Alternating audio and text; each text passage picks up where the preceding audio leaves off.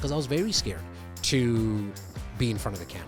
If you're an insurance broker, why did you get into insurance? Don't envision the whole world that you're putting this post out to. Just one viewer. Once you do the recording for 20 minutes, you can take out little clips. You can take out the audio, obviously putting it on podcast platforms, but you throw that into AI, and now AI can rip out a bunch of emails. For a newbie and trying to get a CRM together, what would be your first Instagram post? What would you say? All right, look, for me, when it comes to content, I want you to understand first and foremost that you want to be as authentic as possible. And I know that's a buzzword, but what does it really mean when it comes to content? I am a strong believer that you shouldn't be reading off a script. Why? Because it doesn't come off as authentic. Just have some pointers on what you want to touch on. That's number one. Number two, I also understand that it is tough for a lot of people to put yourself out there on video or even just audio. It's not easy. I don't think your first post should be anything around just an image, because you're kind of hiding behind that image. You're not allowing other people to connect with you. And the fastest way that humans connect with humans is if we see the person and hear the person. I know this so much in terms of it being true. It's not just me pontificating. It's not me just telling you something that I read in a book. I went through this myself. In fact, my first 17 to 18 podcast episodes 5-6 years ago were all just audio, because I was very scared to be in front of the camera. And then on top of that, the first interview I did for that podcast was with a gentleman named Ryan Serhant. And, big guy in real estate in New York, flew down there. We needed to put it on camera. But if you watch that video, I think it's 37 minutes long. I never make eye contact with the camera because I was nervous. I was scared going through all that garbage and stuff that goes on the 6 inches between the ears, right? It wasn't until I kept just doing it, and for the first 10 episodes, maybe after that, I would make a little bit of eye contact, and then maybe a little bit longer. And over time, I just got comfortable with it. Your first post, Instagram, TikTok, Facebook, LinkedIn, okay, in any relationship-driven sales, in my opinion, the easiest one to do, the one that you don't need a script for, is just tell the one viewer, don't envision the whole world that you're putting this post out to, just one viewer, why you got into the industry you're in. So if you're an insurance broker, why did you get into insurance sales? What made you do that? See, it's your own story. It's very authentic. It's very unique to you. Don't end it off with, this is very important, don't end it off with, and by the way, call me. Just put out your story. We connect with stories. It's why we read books. It's why we watch movies. It's why we watch shows on Netflix and watch it for hours and days and do marathons, because we get bought into the story. Allow other people to buy into your story. Is it too late to start podcasting now? The short answer, no. In fact, most people who start a podcast, even in this day and age, at the time of this recording, end of 2025 almost, most people who start one, 90% in fact is the number, don't get past their first 10 episodes. So it might sound like to you that there's a million people doing podcasts around you. Oh my God, everyone I know has a podcast. Look, they might have started it and they got really, on the hype.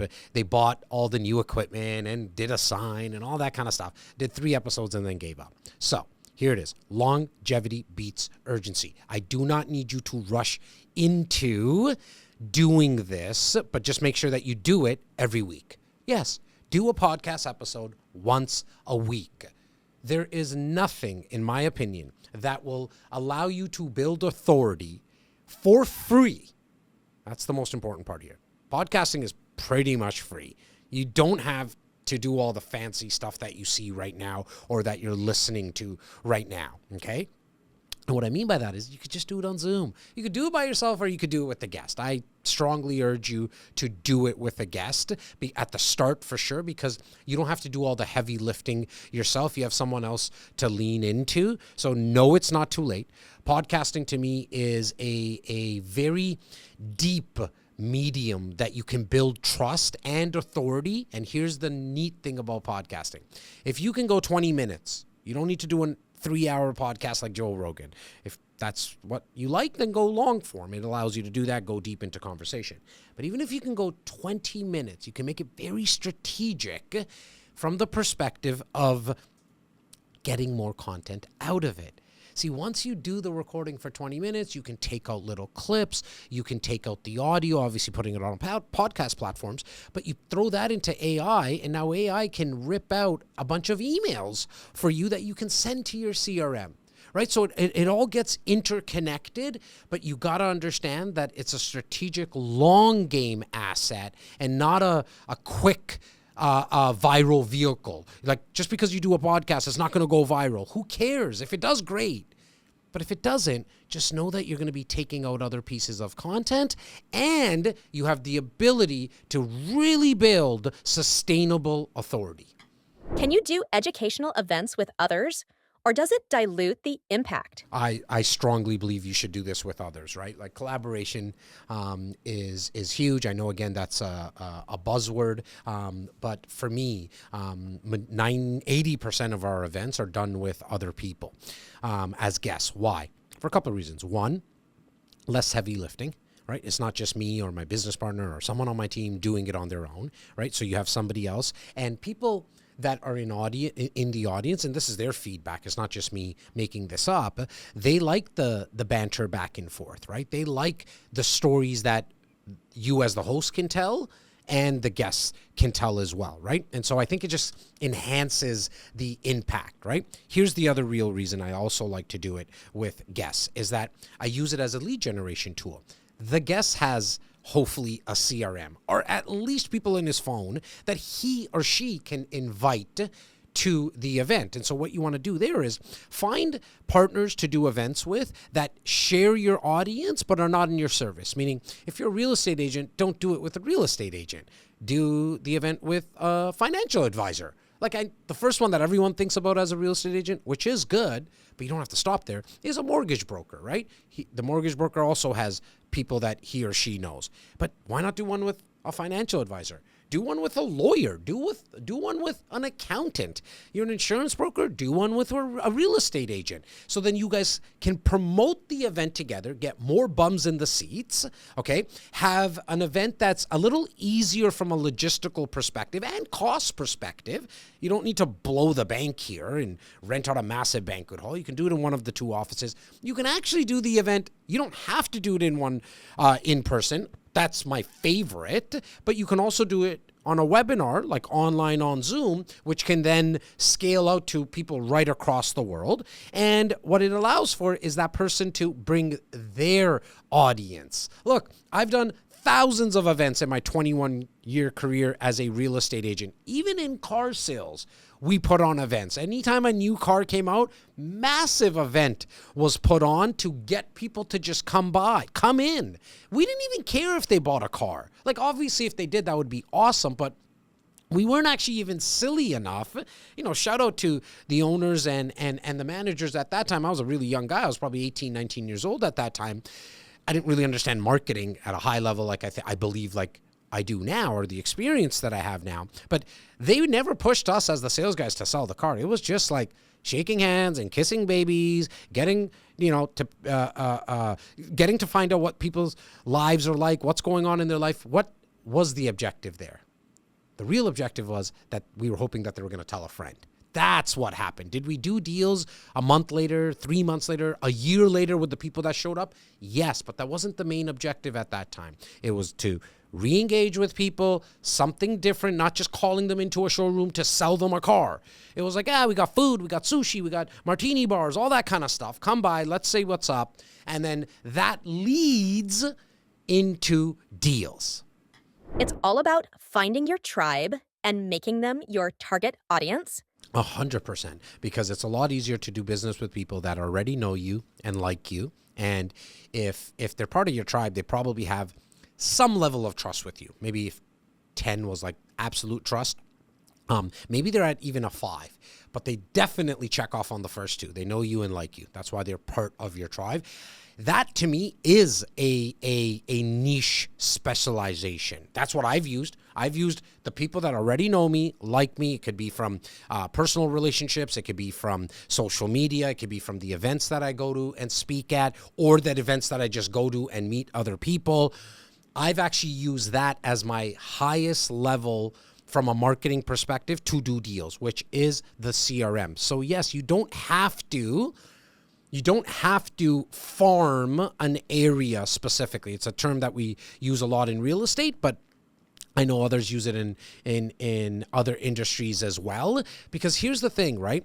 First and foremost, you got to just understand you're not going to get all 30 million people in Canada, all 400 million people in the States, right? You're not going to get the 7 billion people, 8 billion people on planet Earth. So when you have a tribe, and it might be of 10 people, you might put out a video on social media and get 10 people who view it and like it. Start there. Thank them for liking your video. Send them a message, because 10 turns into 20 and 20 turns into 40. Like, the compounding effect takes over. I think we're about to, my team just told me recently, it's not me flexing, guys. I think we're close to like 50,000 followers on one of our platforms, Instagram. I started with 0. And then for the longest time, I think I was at like 800 people or 4,000 people at one time. It just started to compound over time. And I got to tell you, like, those 50,000 people, maybe 1,000 of them came from like an ad that I ran. So 49,000 people, okay, found value in what I was putting out, and that value being not selling them stuff, not on social media, right? I go into sales mode, for a lack of a better word, when I'm speaking to people one-on-one.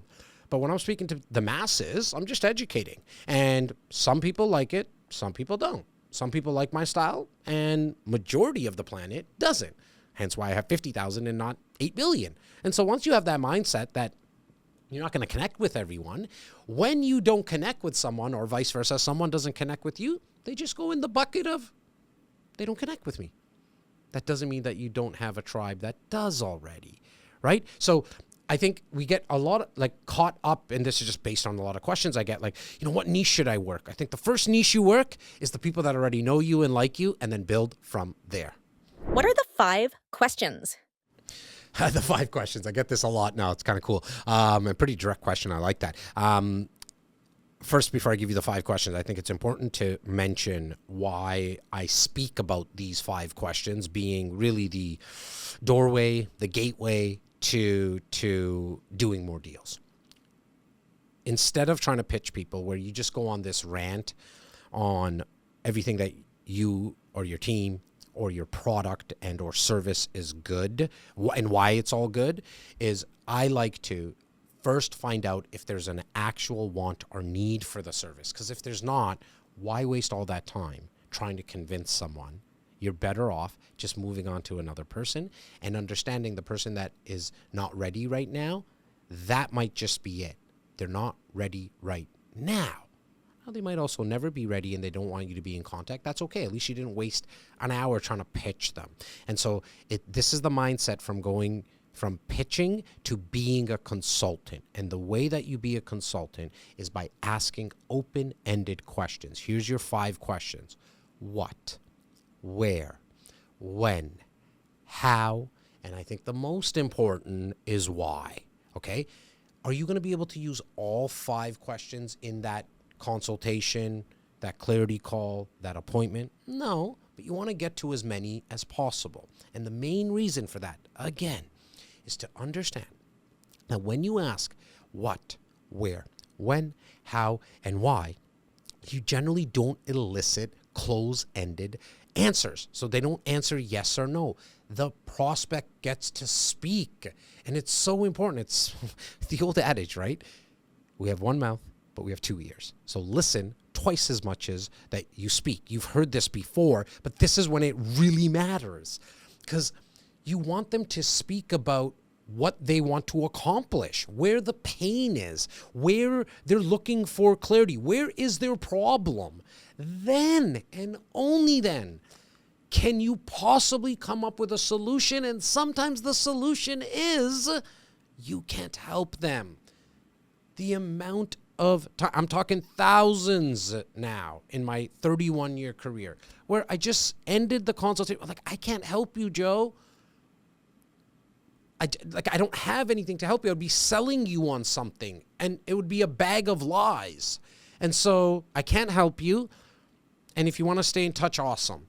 Here's what I wanted to really get across to you. The amount of times Joe called me a year later and introduced me to Jane.